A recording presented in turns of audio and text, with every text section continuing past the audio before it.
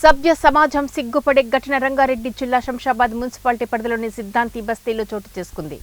అన్యం పుణ్యం ఎరుగుని 4 సంవత్సరాల చిన్నారిపై ఓ కామాంధుడు కాటేసేందుకు ఒడిగట్టాడు.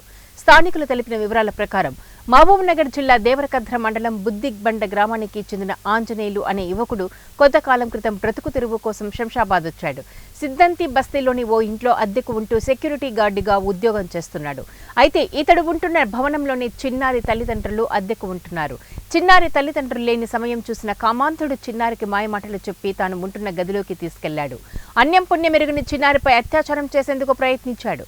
దీంతో చిన్నారి అరుపులు కేకలు వేయడంతో భయపడి బయటకు పరుగులు తీశాడు.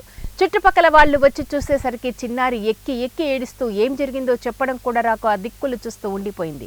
గమనించిన స్థానికులు నిందితుడి ఆంజనేయులకు దేహశుద్ధి చేసి పోలీసులకు అప్పగించారు. సభ్య సమాజం సిగ్గుపడేలాంటి ఈ ఘటన పునరావృతం కాకుండా కఠిన చర్యలు తీసుకోవాలని స్థానికులు పోలీసులను వేడుకుంటున్నారు. అరే చిన్న పాప 4 years